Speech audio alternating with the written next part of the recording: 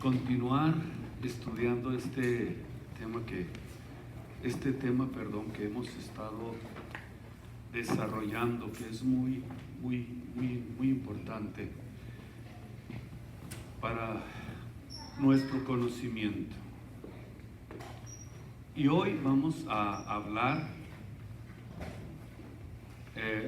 precisamente continuando con la semana 70 del libro de Daniel. Vamos a hablar ahora del capítulo 11 de Apocalipsis. Abran sus Biblias y vamos a hablar acerca de los dos testigos.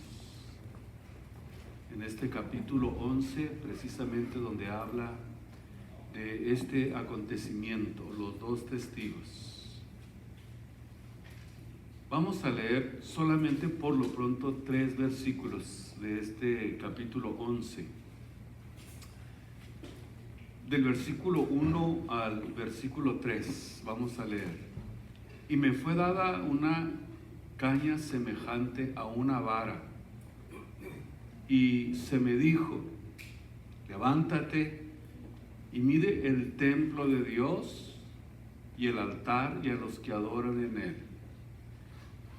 Y echa fuera el patio que está fuera del templo y no lo midas, porque es dado a los gentiles, y hollarán la ciudad santa 42 meses.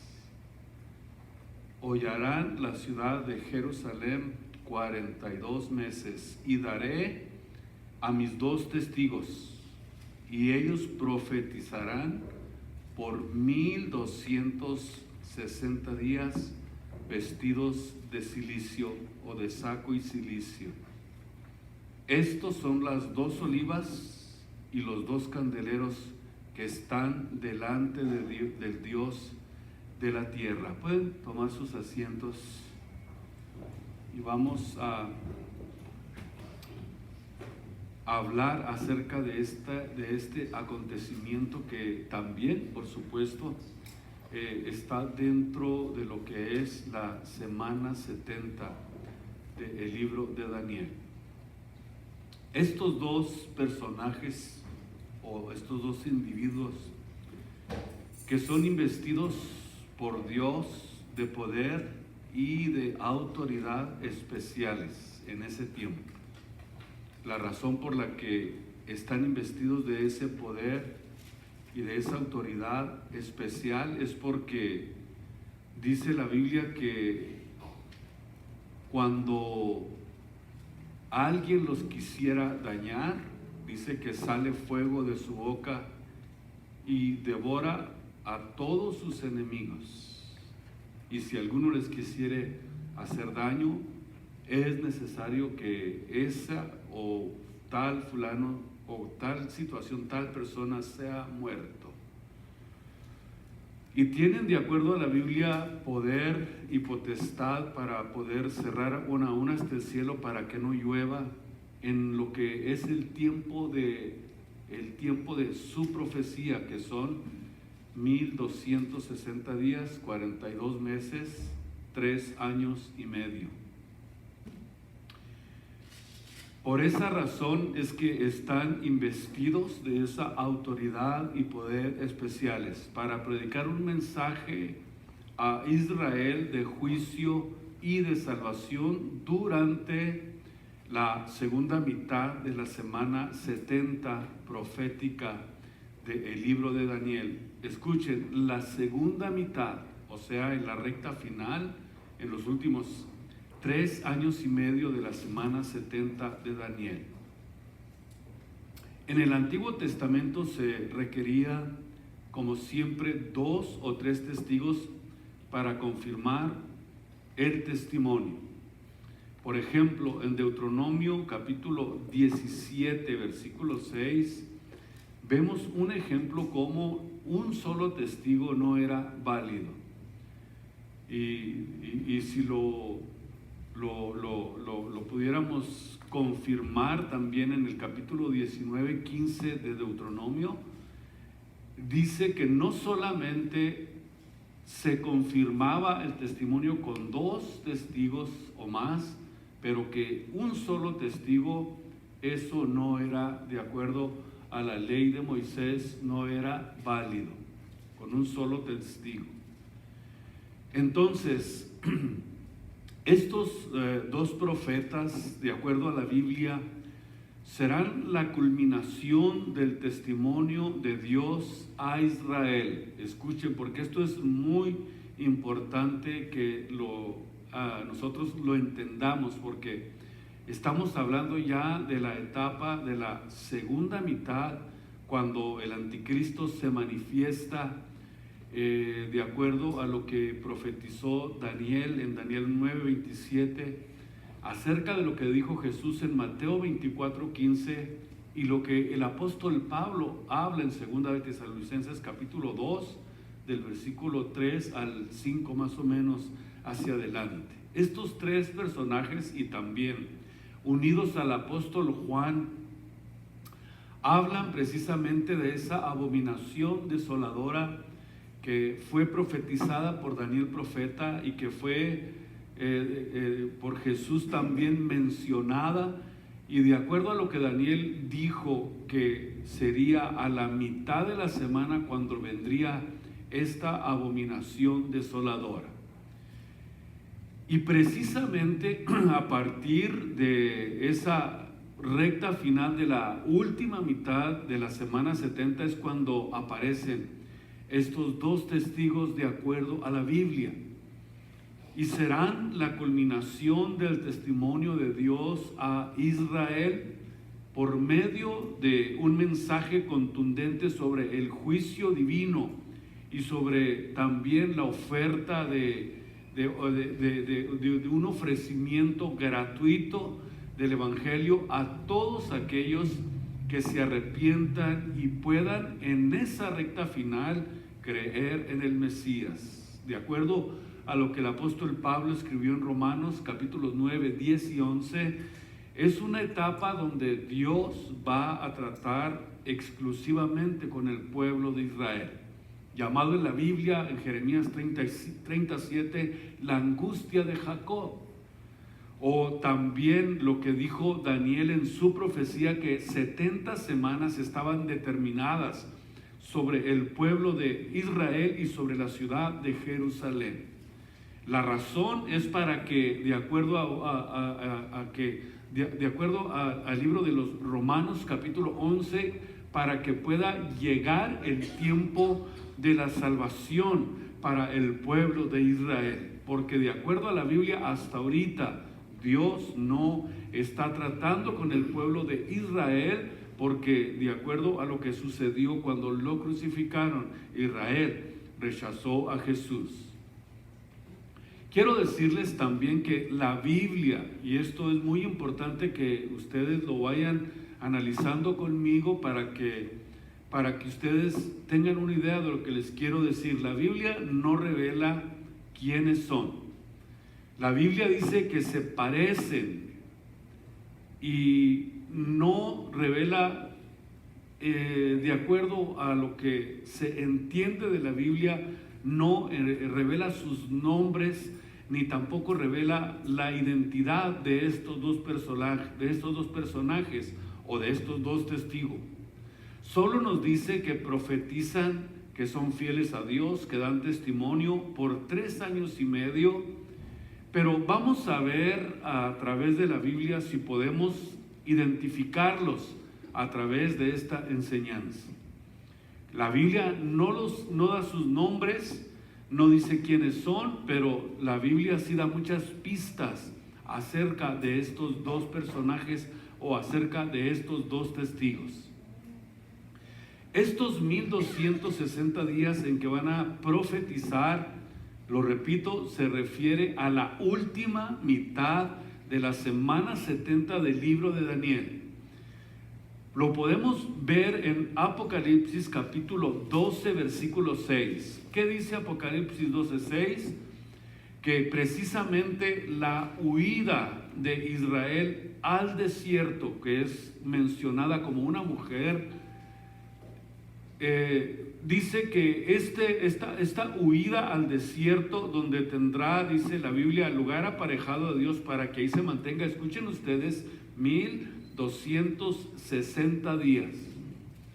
Jesús en Mateo 24:15 dijo que cuando vieran la abominación desoladora, ¿qué les dijo que hicieran? Que huyeran, ¿verdad? Está claro que estamos hablando de la huida del pueblo de Israel hacia Petra, un lugar donde va a estar aparejado ahí para ellos, para que se mantengan estos 3 años y medio. Es decir, que mientras los 2 testigos están profetizando en la ciudad de Jerusalén, donde el anticristo tendrá su centro de operaciones, mientras que los 2 testigos, estos 2 judíos, están profetizando por 3 años y medio, Israel está en el desierto, porque va a estar centrado todo el mundo precisamente ahí en Jerusalén, y se va a convertir en una ciudad internacional, de acuerdo a la Biblia. Por eso es que en Apocalipsis capítulo 12, versículo 14, dice que le fueron dadas a la mujer 2 alas de grande águila, para que de la presencia de la serpiente volase al desierto, a su lugar donde está mantenida por un tiempo y tiempos y la mitad de un tiempo. Ya entendemos que un tiempo es 1 año, 2 tiempos, 2 años, la mitad de un tiempo, 3 años y medio. Por eso, cuando lo vemos en la Biblia, vemos una clara, pudiéramos decir, concertación de la Biblia, cómo se interpreta sola, y nos comienza a dar más luz y más conocimiento acerca de estos acontecimientos. En Apocalipsis capítulo 13, versículo 5, dice que le fue dada a esta bestia que hablaba grandes cosas y blasfemias, y le fue dada la autoridad, o pudiéramos decir, le fue dada el poder, la potencia para obrar única y exclusivamente por 42 meses. Ni un día más, 42 meses. Que es precisamente la etapa en la que Dios va a tratar con Israel, trayéndoles a 2 testigos que van a profetizar también por estos 3 años y medio. Y mientras ellos estén predicando, un remanente de Israel estará escondido del anticristo, de acuerdo a lo que acabamos de comprender. Y en segundo lugar, el anticristo tiene poder y autoridad para actuar, decíamos, Apocalipsis 13:5, solamente 3 años y medio. Y los 2 testigos, al terminar su testimonio, la bestia que sube del abismo, dice la Biblia, que los vencerá y los matará. Y se termina precisamente en ese momento la misión profética de los 3 años y medio de estos 2 testigos. Entonces, entendemos que estamos ya en la última parte, de acuerdo a la Biblia, en lo que estamos estudiando, en la última parte de la semana 70 de Daniel, donde estos 2 testigos, y que desde Jerusalén están huyendo del anticristo, pero no antes de que se acabe su tiempo, donde en ese tiempo el anticristo se convierte en el gobernante internacional. Y aquí rompe precisamente ese tratado que él había hecho de paz. Lo hace a la mitad de la semana, de acuerdo a Daniel 9:27. Rompe el pacto y se manifiesta y comienza realmente a sacar todo lo que hay dentro, y de ahí comienza ese periodo de autoridad, de poder, para que obre solamente por 3 años y medio. Y de este tiempo en adelante, donde el anticristo va a profanar y va a hollar la ciudad de Jerusalén. Apocalipsis capítulo 11, versículo 1 y versículo 2, donde estábamos leyendo. Ahora, dice en el versículo 3 de este capítulo 11, nos dice cuál es el misterio de estos dos testigos, el ministerio, perdón, de estos dos testigos. ¿Cuál es? Profetizar. Y la palabra profetizar es la palabra profeteo del griego y significa, escuchen ustedes, hablar o proclamar la palabra de Dios.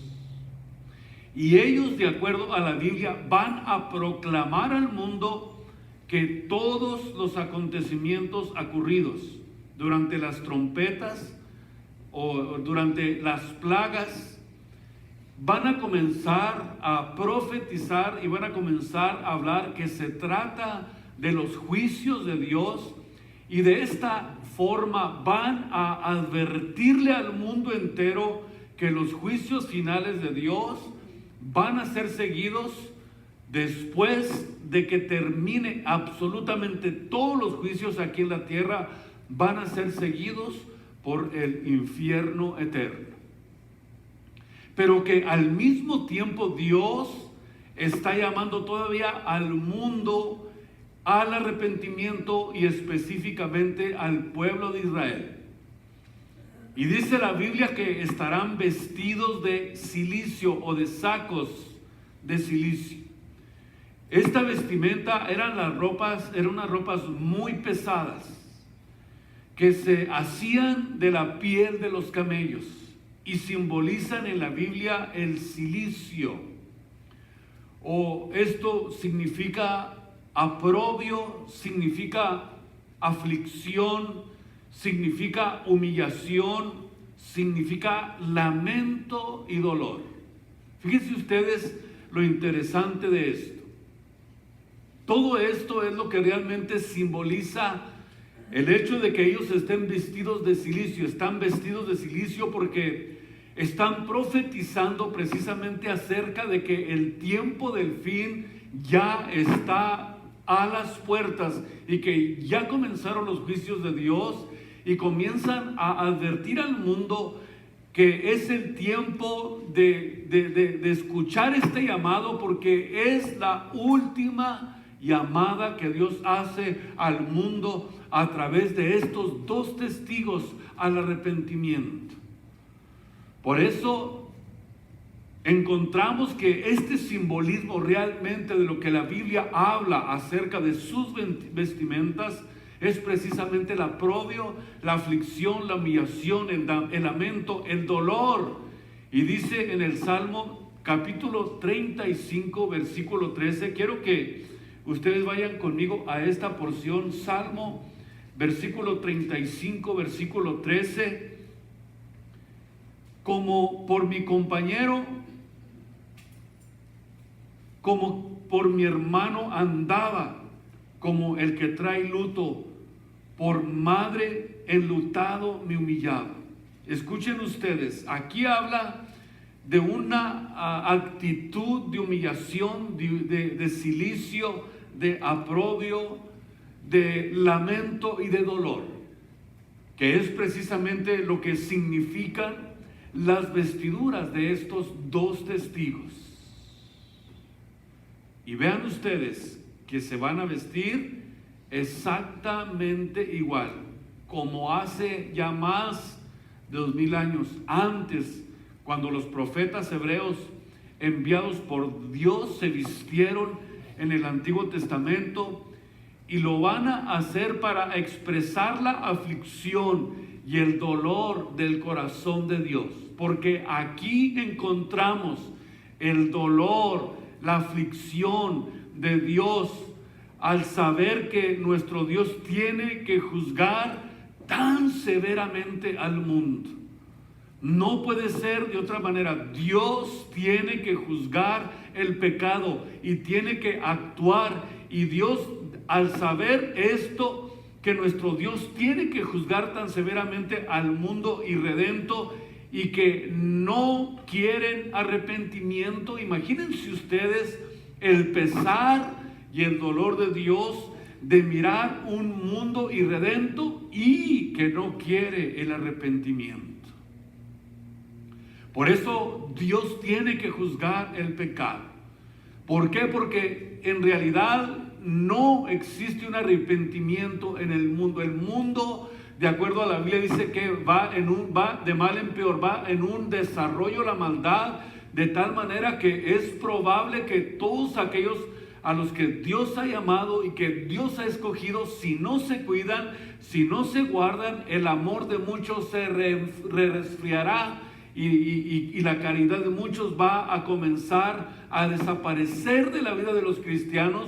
Y cuidado con esto, porque necesitamos entender que cuando el mundo se encuentra de esa manera, es necesario entender el llamado que Dios hace al arrepentimiento. Y al estar así vestidos de cilicio, expresan dolor, expresan aflicción, o sea, a Dios le duele.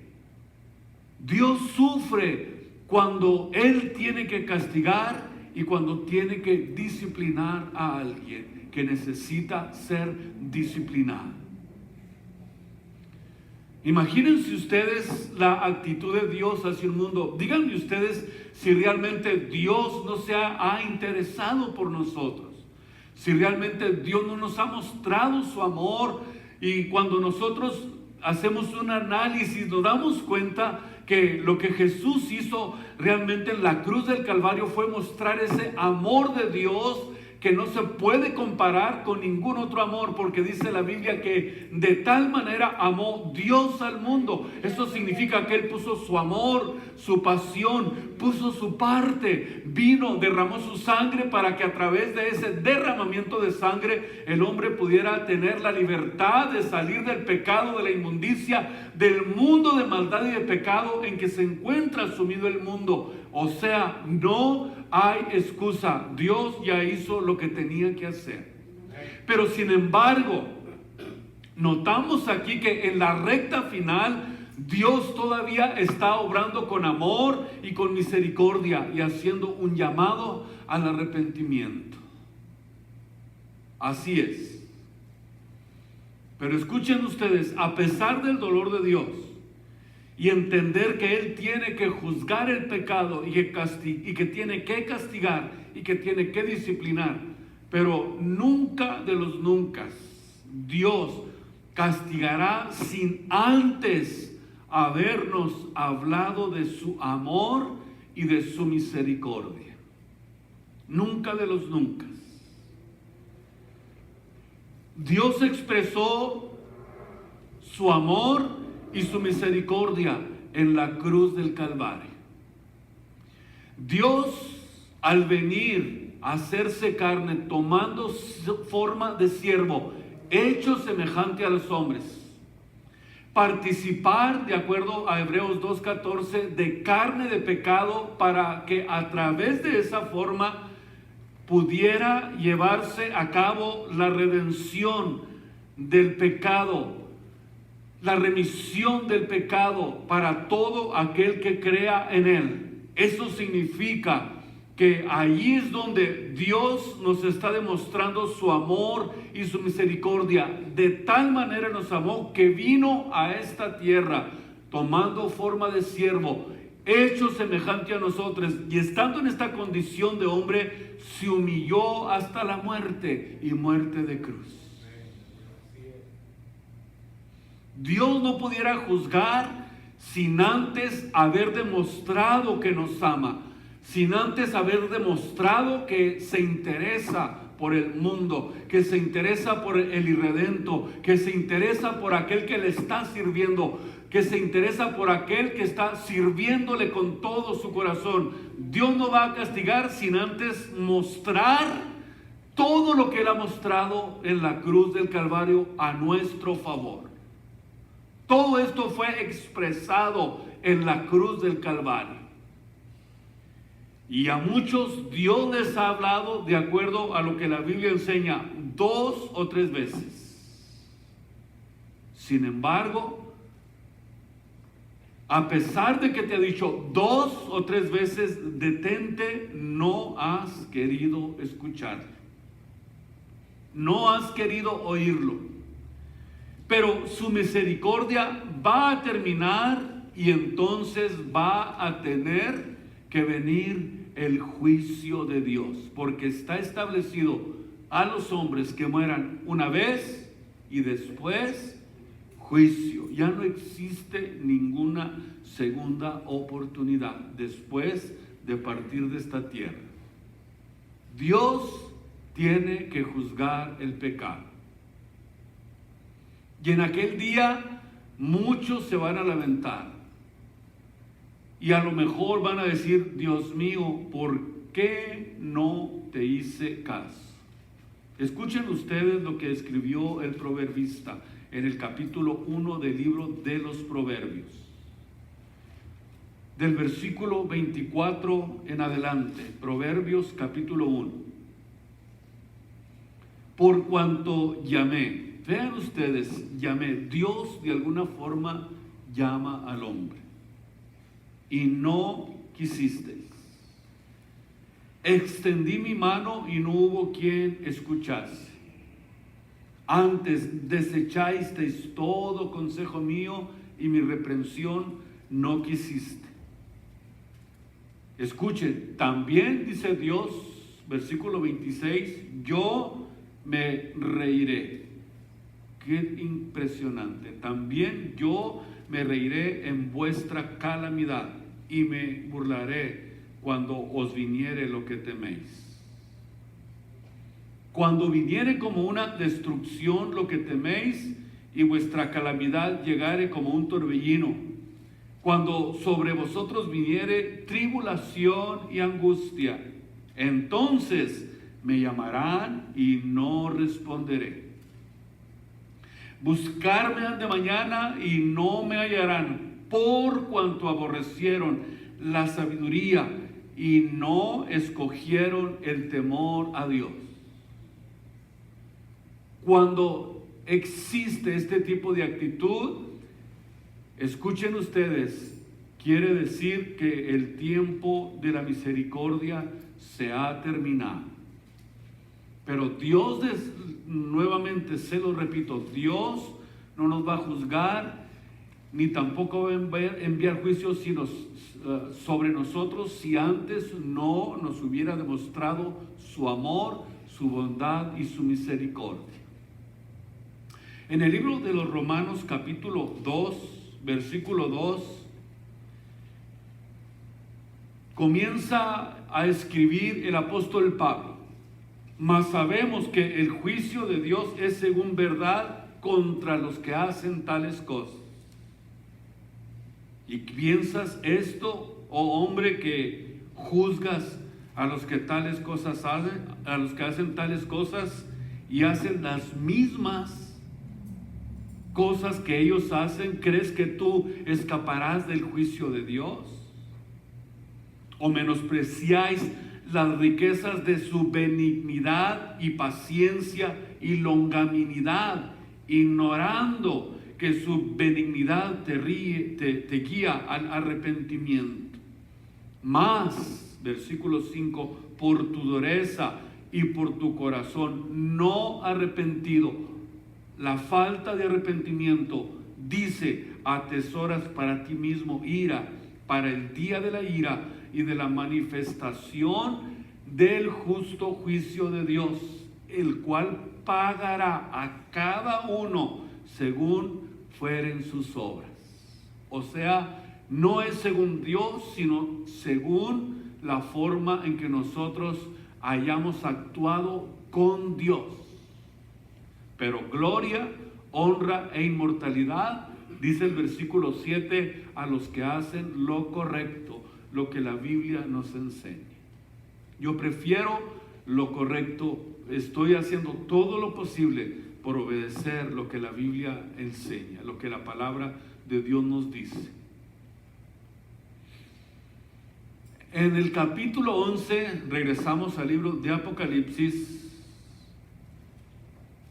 y en el versículo 4, donde estamos, en este capítulo 11 del libro de Apocalipsis, dice: estos son o estas son las 2 olivas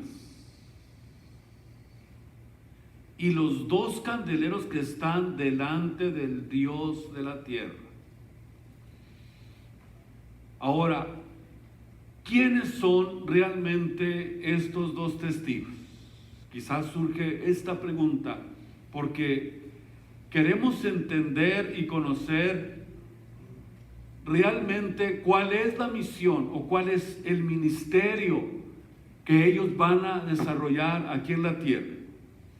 En el libro de Zacarías vamos a tratar a través de esta enseñanza sacar lo más profundo que se pueda para tener una mejor profundidad de conocimiento acerca de estos 2 personajes. En el capítulo 4 de Zacarías comienza diciendo, de acuerdo a lo que enseña el capítulo 11:4 de Apocalipsis, que son 2 olivas, comienza diciendo: volvió el ángel que hablaba conmigo y despertóme como de un hombre que es despertado de su sueño. Y me dijo: ¿qué ves? Y respondí: he mirado, y he aquí un candelabro todo de oro, con su vaso sobre su cabeza, y sus 7 lámparas encima del candelero, y 7 canales para las lámparas que están encima de él. Y sobre él 2 olivas, la una a la derecha del vaso y la otra a su izquierda. Ya con esto que Zacarías nos está diciendo, nos está dando una idea de lo que habla Apocalipsis 11:4. Dice que están delante del Dios de la tierra. Y proseguí y hablé a aquel ángel que hablaba conmigo diciendo: ¿qué es esto, Señor mío?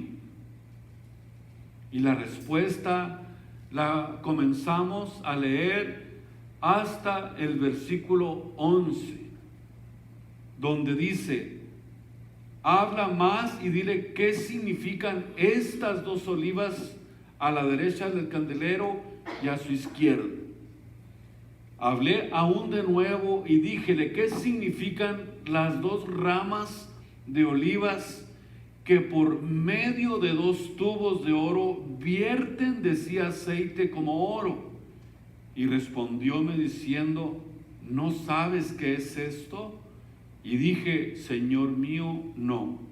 Y él dijo: estos 2 hijos de aceite son los que están delante del Señor de la tierra.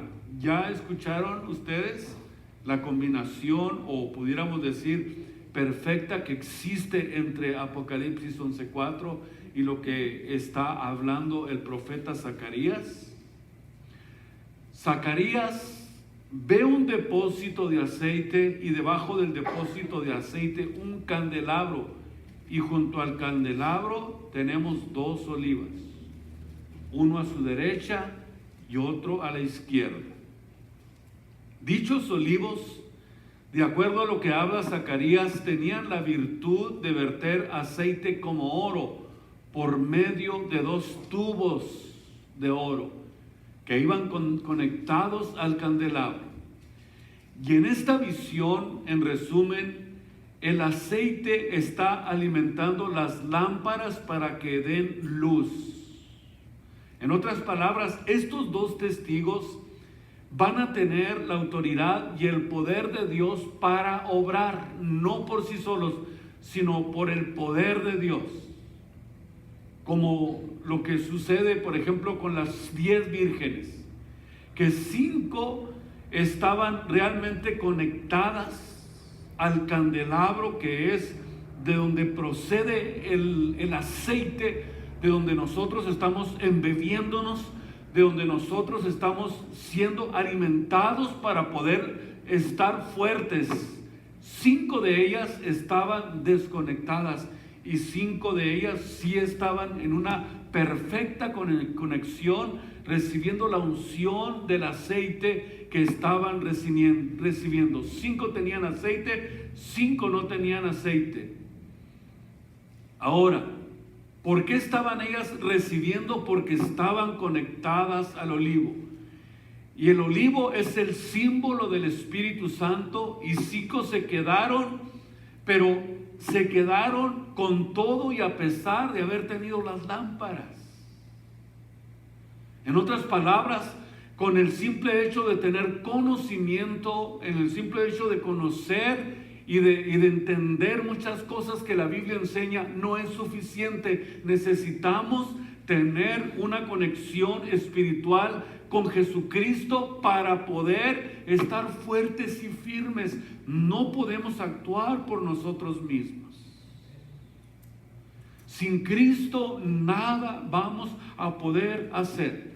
Necesitamos, con todo y a pesar de tener las lámparas, a pesar de tener la capacidad, el conocimiento y la experiencia o todo lo que tú quieras, pero sin tener una vida de oración, sin tener una vida de conexión con Dios, en la adoración, en el temor a Dios, en tu forma de conducirte, de nada te sirve. Necesitas entender que necesitamos continuamente mantener un espíritu de gracia y oración para poder soportar hasta el fin. Si no, no vamos a poder continuar.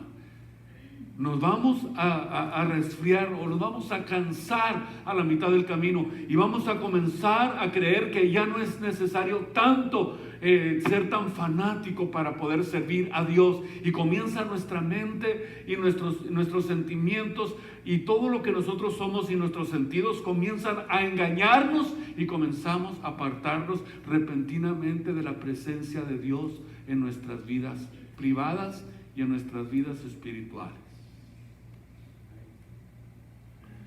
En primer lugar, vemos que la figura de estos 2 olivas es usada para destacar el ministerio profético de estos 2 testigos.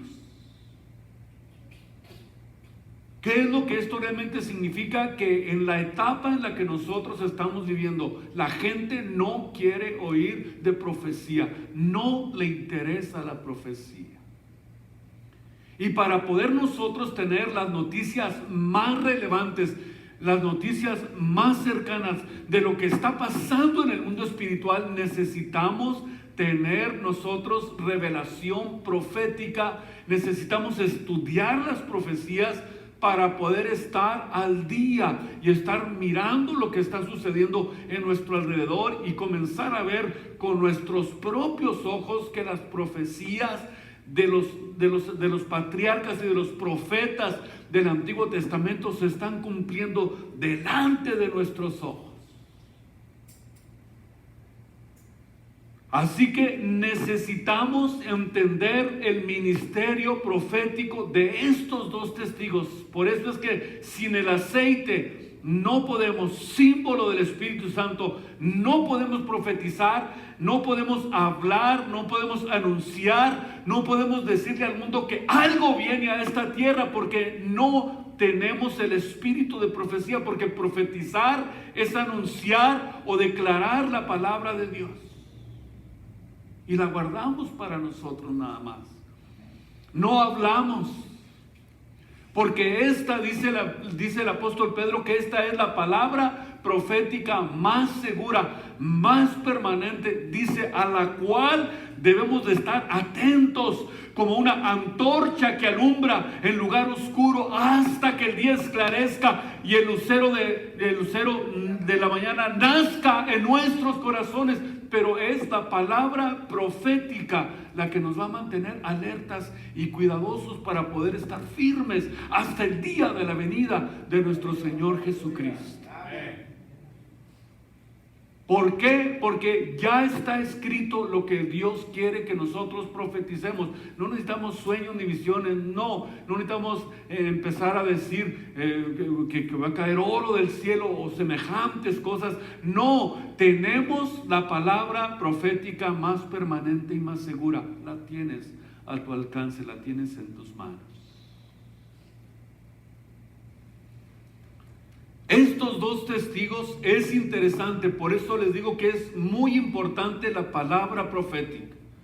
Estos dos testigos es la culminación del testimonio de Dios hacia Israel.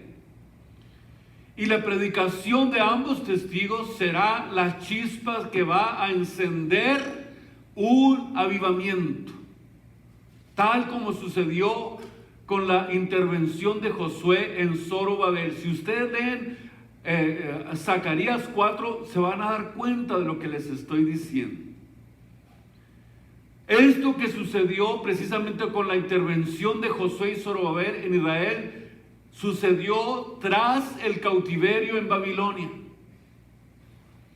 O sea, nosotros, de acuerdo a la Biblia, necesitamos entender que las profecías son la noticia más fresca y lo que va a suceder el día de mañana. ¿Qué Telemundo ni qué nada? Las noticias de Dios son frescas. Lo que la Biblia enseña nos dice que es lo que va a pasar durante años adelante de nosotros. No necesitamos estar escuchando a ver qué está pasando en el mundo. Simplemente cuando tenemos la palabra profética ya entendemos lo que va a suceder. Tenemos el conocimiento, la capacidad, la sabiduría de parte de Dios para entender lo que está sucediendo en el mundo. Porque las profecías nos dan esa revelación y esa capacidad y ese entendimiento. Muy bien, no podemos nosotros ser dogmáticos en cuanto a la precisa identidad de estos dos testigos. La mayor parte de los estudiosos de la Biblia y varias observaciones sugieren que pudiera tratarse de Moisés y Elías. ¿Por qué? Número uno, porque los milagros que van a realizar, según Apocalipsis capítulo 5 y versículo 6, todos estos milagros mencionados aquí son exactamente iguales o muy similares a los milagros que Dios hizo a través de Moisés y de Elías. Elías, por ejemplo, hizo que descendiera fuego del cielo, Segunda de Reyes capítulo 1. Detuvo la lluvia por 3 años y medio cuando oró a Dios. Y lo mismo sucederá en esta etapa cuando los dos testigos van a cerrar el cielo por 3 años y medio. Escuchen, sin que venga una sola gota de agua, anulando a la séptima, aunado, a la séptima y a la sexta y a la séptima trompeta. Van a haber un caos en el mundo. Moisés, por ejemplo, convirtió las aguas de Egipto en sangre y también trajo plagas que azotaron al país de Egipto por todo el país. Y en segundo lugar, en Malaquías capítulo 4, versículos 5 y 6, se anuncia precisamente la venida de Elías. Malaquías capítulo 4, versículos 5 y versículo 6. He aquí yo envío a Elías el profeta, antes, escuchen, antes que venga el día grande y terrible de Jehová.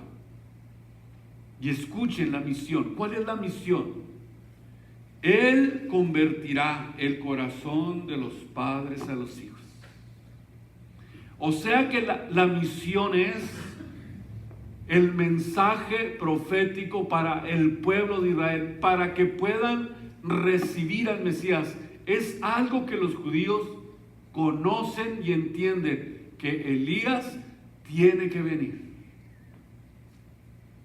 ¿Sabían ustedes que es una de las cosas que ellos sí tienen bien clarito? Aunque no hayan creído en el Mesías, ellos saben que Elías tiene que venir.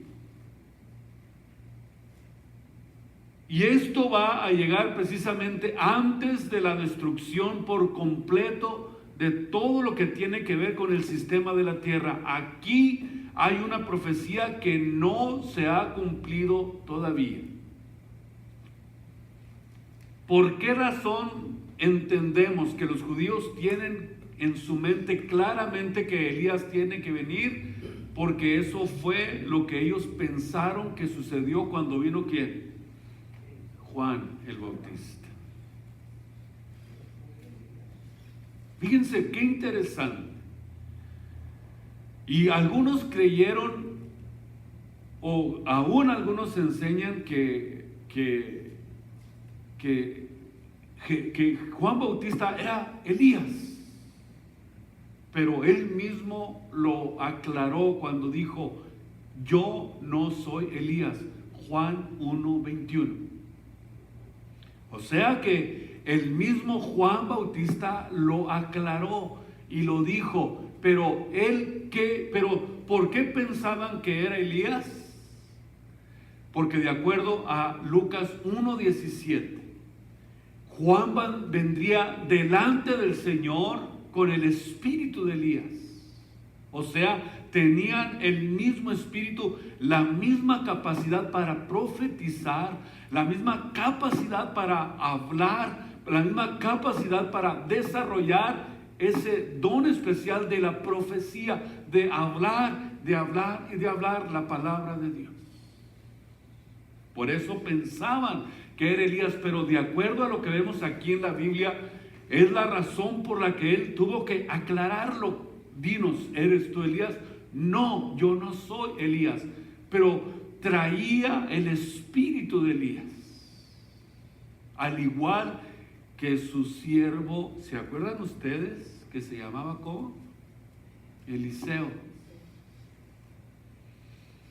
De acuerdo a la Biblia encontramos que Eliseo también, y no solamente tenía la misma capacidad de profetizar y la misma forma o la misma autoridad para hacer milagros, sino que de acuerdo a la Biblia, ¿qué fue lo que pasó con Eliseo? Recibió ¿qué? Doble porción de lo que recibió Elías. Vemos entonces que sí existen evidencias de que es posible que sean Moisés y Elías, pero nunca se revela claramente su identidad. Otra de las razones es porque estuvieron con Jesús en el monte de la transfiguración. ¿Se acuerdan ustedes que hasta querían hacerles una estatua a un lado y al otro lado? ¿Por qué? Porque ellos son los que están delante del Dios de la tierra. Estos dos testigos. Estos discípulos, solamente 3, no fueron todos los discípulos, pudieron ver a Moisés y a Elías en el monte de la transfiguración. ¿Por qué? Porque Elías no murió, fue arrebatado por carros de fuego. Moisés, no hay testigos de que su cuerpo fuera enterrado. Solo Dios sabe qué fue lo que hizo con él. Porque de acuerdo a la Biblia, Dios es el único que sabe dónde lo puso, y hasta hubo una contención de Satanás y Miguel acerca del cuerpo de Moisés. Según Judas, ¿verdad? El libro de Judas, creo que es el versículo 9, donde hubo una contención porque a lo mejor Satanás quería que todo Israel tuviera estampitas de Moisés, porque el diablo es especialista en idolatría, en idolatrizar, y en esta contención Dios no le permitió. Y no, de acuerdo a la Biblia, entendemos que Dios fue el que trató con Moisés, lo sepultó, no sé qué hizo con él. ¿Ustedes qué creen? De acuerdo entonces a la Biblia, a la palabra de Dios, estos dos testigos serán invencibles durante su ministerio, protegidos por un poder sobrenatural e inexplicable para toda la humanidad.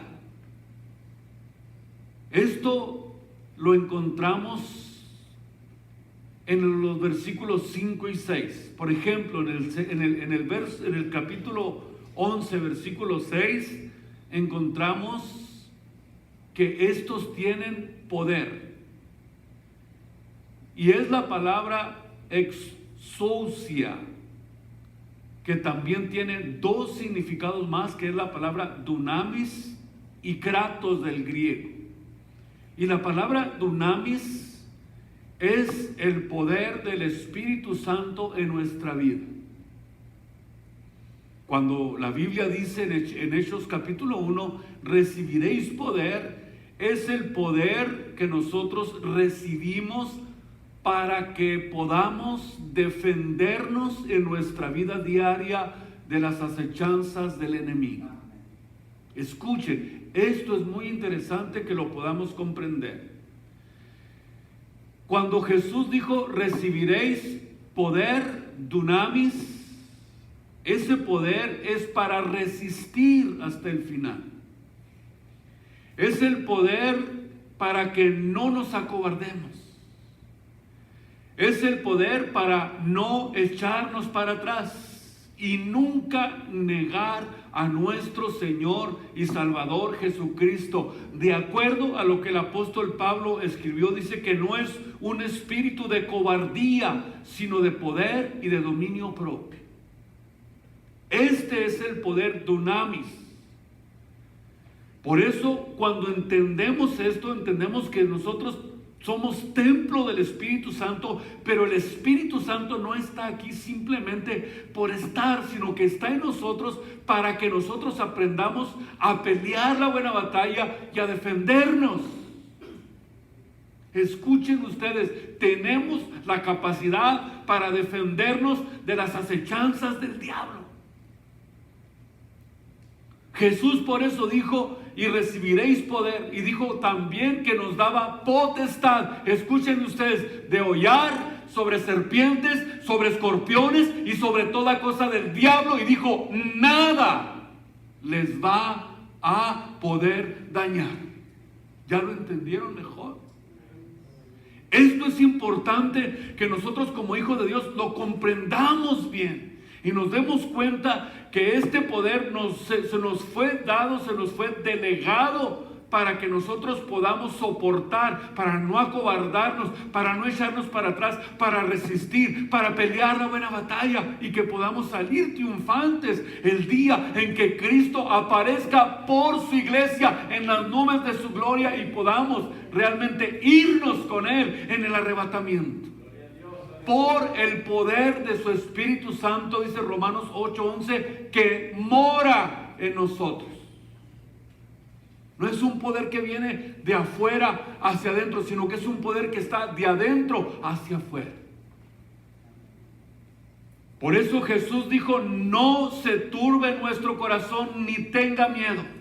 Creer en Dios, creer también en mí. Y la palabra exousia es el poder delegado. Mientras que lo contrario es el autoritarismo.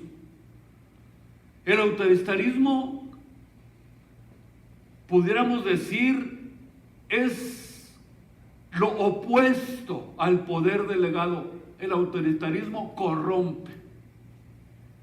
Una cosa es tener autoridad y otra cosa es ser autoritario.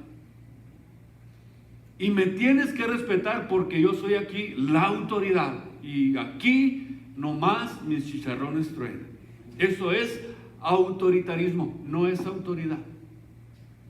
Y escuchen ustedes, es un pecado grave delante de Dios. Y el resultado, escuchen ustedes, es porque está allí metida la naturaleza carnal no consagrada.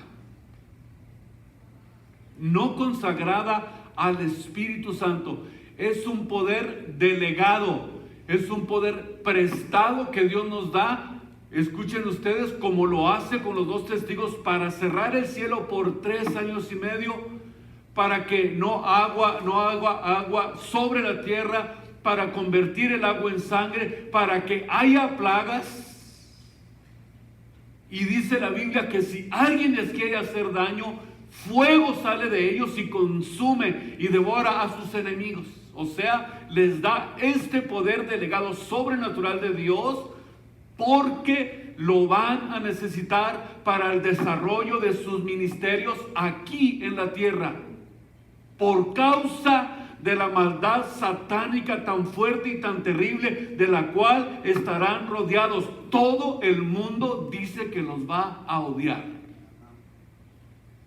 Y va a ser tanto el odio del que van a estar rodeados como lo estuvo Noé en el diluvio, como estuvo Moisés antes de las plagas. Sus enemigos no se atrevían a tocarlos porque tenían una autoridad y un poder con el cual Dios los respaldaba, porque era un poder y una autoridad delegados por Dios, y no se atrevían a tocarlos. Así, los dos testigos sin ningún temor van a ver al anticristo y a todo el mundo en contra de ellos, al grado que cuando sean muertos por el anticristo, hasta se van a hacer regalos, se van a enviar regalos unos a otros, van a hacerlo como si fuera una fiesta, y prácticamente, de acuerdo a la Biblia, serán solamente 2 contra el mundo. Fíjense bien lo que les estoy diciendo. Va a haber fiesta como si fuera un día de hacer, vamos a hacer el día nacional mundial por la muerte de los 2 testigos, y se mandan felicitaciones y se mandan regalos y un ambiente, y dice la Biblia que los van a tener colgados en la plaza de Jerusalén en señal de oprobio, de venganza. Porque por fin hemos terminado con ellos. ¿Por qué? Porque atormentaban a todo el mundo con su palabra profética que estaban predicando. El mundo es atormentado y redento por la palabra profética. Por eso, cuando se habla la Biblia, enemigos por donde quiera brotan. Porque detestan la verdad, no aman la verdad, no creen en la verdad. Y nosotros, gracias a Dios, que hemos abrazado la verdad profética de Dios, que está aquí en la Biblia, en la palabra de Dios. Déselo con todo su corazón en esta tarde. Y démosle gracias a Dios por esta palabra en esta noche, y los miro el próximo jueves, pero antes este domingo, aquí nuevamente a las 9:45 de la mañana. Pónganse de pie.